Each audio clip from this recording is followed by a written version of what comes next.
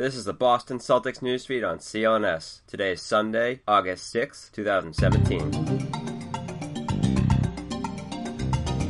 This is Corey Prescott reporting for CLNS, the leading online provider of audio-video coverage for the Boston Celtics. Jaylen Brown said his arrival in Johannesburg, South Africa for the NBA Africa game had him smiling from ear to ear. Any Boston Celtics fans watching Saturday afternoon as Team World took on Team Africa, starving for real basketball in early August, was treated to a hyperactive and hard-playing Brown. Brown led Team World alongside high-profile players like Kristaps Porzingis and Kyle Lowry with 15 points and a 108-97 Team World victory. Brown nearly posterized Salah Mezri of the Dallas Mavericks in the second quarter of the game and also treated the fans to an end-of-the-buzzer windmill dunk with the game's final seconds ticking down. Brown ran the floor hard and hit a variety of jumpers in defenders' eyes, yet it was a crossover combo midway through the fourth quarter that had everyone slack-jawed. Brown went right hand to left with a quick crossover between his legs and immediately received separation from him and defender Victor Oladipo. Using his left hand, Brown's offhand, the second-year player out of Cal went up against noted shot blocker and legend of the Congo, Bismack Biyombo. Brown bodied up with Biyombo and turning his body with his back nearly entirely towards the basket, flipped a soft shot towards the rim and in. The play surmised the exhibition game played with more vigor and effort than your typical promotional game, which first began in 2015. In a teleconference with reporters on Thursday, Brown indicated that his goal as an NBA player stems further from his on-court performance. Said Brown, quote, "To be honest, it's my driving force. I actually think about it a lot. It's what keeps me going. Just using the game to influence not only my community, but to spread light on a lot of different things that athletes have a voice to do. So, it crosses my mind a lot. Just being here to get some perspective and seeing things here kind of changes your perspective as you look back at home and see what's going on there. People are a lot more deprived and are a lot more poor here than they are in America, yet they don't seem to be bothered by or complain about it. It actually kind of seems like they are happy in a sense, which they should be. But it was just interesting to see that, where I'm from, or etc. It's just a different perspective." End quote.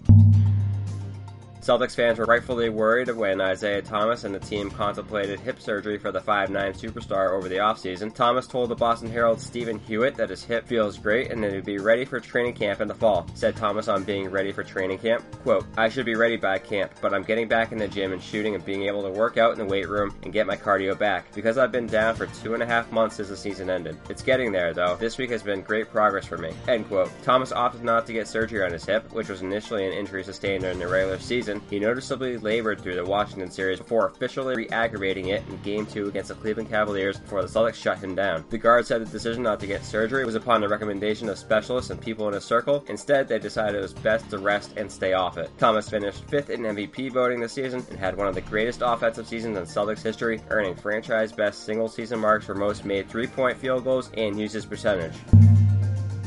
Former Celtics head coach Doc Rivers has one less job now with the Los Angeles Clippers. The coach in charge of Banner 17 in Boston has been relieved of his front office role as president of basketball operations. This move coincides with the arrival of Hall of Fame player as well as front office exec Jerry West as the Clippers' new special consultant. Lawrence Frake will assume Rivers' previous front office role with the team, while Rivers will stay on as head coach. The Clippers have been maddeningly underachievers since Rivers took over in dual fashion in 2013, collapsing in separate series and in back-to-back years against the Thunder and Rockets, never reaching the Western Conference Finals in the process. The Clippers, of course, underwent a massive overhaul this summer with the Chris Paul trade to Houston and with the additions of players like Danilo Gallinari, Lou Williams, Patrick Beverley, and Serbian passing whiz Milos Teodosic.